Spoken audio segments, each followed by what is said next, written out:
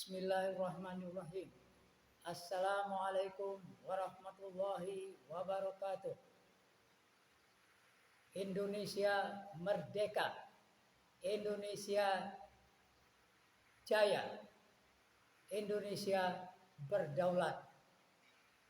Maju, adil, dan makmur. Pemuda-pemudi Indonesia yang gagah perkasa, mari bersama-sama kita sadari bahwa bangsa kita ini sedang berjuang untuk mencapai cita-cita kemerdekaan, yaitu suatu masyarakat yang sejahtera, adil dan makmur, bahagia lahir dan batin, aman sentosa, gemah ripah loh jinawi, tata tentram kertora harjo, sesuai dengan amanat pembukaan Undang-Undang Dasar 1945. Kata Bung Karno bahwa kemerdekaan itu adalah jembatan emas menuju kepada cita-cita kemerdekaan itu. Karena itu kita menyadari bahwa sekarang ini pemerintah kita dan pemerintah-pemerintah sebelumnya telah berusaha sekuat tenaga agar dari satu periode pemerintahan pada periode pemerintahan berikutnya Indonesia menjadi lebih sejahtera, aman, sentosa, lebih adil dan lebih makmur dalam kehidupan berbangsa dan bernegara. Pemerintah berusaha sekuat tenaga agar rakyat Indonesia seluruhnya dan segenap tumpah darah Indonesia menikmati hasil-hasil pembangunan di dalam negara yang berneka dan berdaulat itu. Nah, kemudian di manakah letak kita? Di manakah fungsi kita sebagai generasi muda bangsa, putra dan putri Indonesia? Karena putra dan putri Indonesia, generasi muda itu adalah pemimpin-pemimpin bangsa di masa depan. Pemuda-pemudi itu adalah agen-agen perubahan kepada keadaan yang lebih baik, yang lebih sejahtera, lebih aman sentosa, adil dan makmur.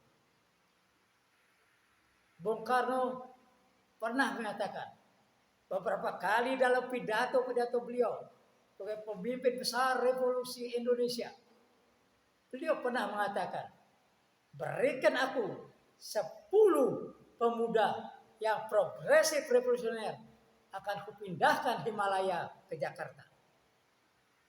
Pada kesempatan lain, Bung Karno mengatakan, berikan aku 10 pemuda yang progresif revolusioner, akan kugoncangkan dunia.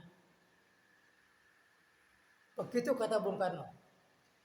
Kita adalah anak daripada pemimpin besar kita, Bung Karno itu. Maka kita harus mempunyai jiwa dan semangat sebagaimana yang diajarkan oleh pemimpin besar revolusi Bung Karno. Begitu juga pendiri-pendiri negara lainnya, Muhammad Nasir, Syahrir, Jenderal Sudirman, dan lain sebagainya. Nah, kita melihat bahwa dalam sejarah kita, bahwa pada tahun 1928, dalam rangka berjuang mencapai kemerdekaan, maka pemuda-pemudi bangsa berkumpul di Jakarta pada tanggal 28 Oktober 1928 memproklamirkan Sumpah Pemuda yang isinya Sumpah Pemuda. 1. Kami putra dan putri Indonesia bertanah air satu, tanah air Indonesia. 2. Kami putra putri Indonesia berbangsa satu, bangsa Indonesia. Kami putra putri Indonesia berbahasa satu, bahasa Indonesia.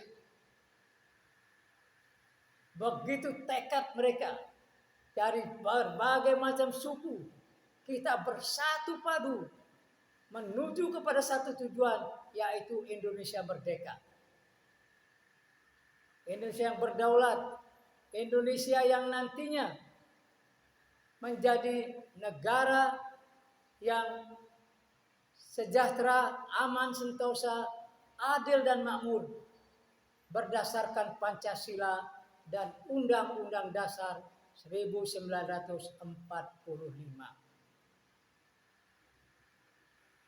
Nah, kita sebagai putra-putri Indonesia, sebagai generasi muda bangsa, mari kita bersatu padu, bahu-membahu di dalam ikut serta membangun negara ini menjadi negara yang maju, sejahtera, adil, dan makmur.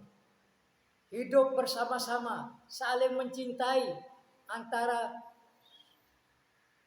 suku yang satu dengan suku yang lain, agama yang satu, pemeluk agama yang satu dengan pemeluk agama yang lain, bersatu padu bersama-sama, Bhinneka Tunggal Ika, meskipun berlain-lainan tetapi satu juga, yaitu bangsa Indonesia. Oleh karena itu, sekarang ini bangsa kita sedang mempersiapkan diri untuk menuju kepada pemilihan umum 2024, Pilpres, Pilkada, dan pemilihan legislatif. Oleh karena itu, mari kita bersama-sama menopang usaha itu dan memperjuangkan bahu-membahu, tolong-menolong agar pemilu yang akan datang menjadi pemilu yang terbersih sepanjang sejarah bangsa Indonesia. Pemilihan umum yang langsung, umum, bebas, rahasia, jujur dan adil, sehingga hasilnya mencerminkan pilihan rakyat yang sebenarnya. Dan mudah-mudahan nanti wakil-wakil rakyat itu mengembalikan Undang-Undang Dasar 45 yang asli agar berlaku kembali di negara kesatuan Republik Indonesia ini, sehingga negara kita punya haluan negara yang dibuat oleh Majelis Permusyawaratan Rakyat. Majelis Permusyawaratan Rakyat adalah lembaga tertinggi negara dan presiden adalah pemerintah negara yang berada di bawah majelis. Presiden tunduk kepada majelis. Majelis membuat garis-garis besar haluan negara yang diserahkan kepada kepala negara, kepada presiden sebagai mandataris untuk menjalankannya. Sehingga dengan demikian kita mudah-mudahan nanti kita mendapatkan pemimpin-pemimpin bangsa, para legislator, para pemimpin bangsa dan negara, pemimpin daerah dan sebagainya yang Pancasilais, yang berketuhanan yang Maha Esa, yang benar-benar berkemanusiaan yang adil dan beradab, mementingkan persatuan Indonesia, kemudian menjalankan kerakyatan yang dipimpin oleh hikmat kebijaksanaan dalam permusyawaratan perwakilan, dan kemudian juga kepada keadilan sosial bagi seluruh rakyat Indonesia, ya, dengan tidak melupakan pentingnya persatuan Indonesia. Jadi bersatu segala lapisan masyarakat, segala macam suku bangsa, agama, pemeluk agama yang berbeda-beda. kita bersemboyan kepada Bhinneka Tunggal Ika. Meskipun berlain-lainan, tetapi satu juga, satu tanah air, satu bangsa, satu bahasa, yaitu Indonesia. Mari kita bersama-sama wa ta'awanu 'alal birri wat taqwa wa la ta'awanu 'alal ismi wal 'udwan.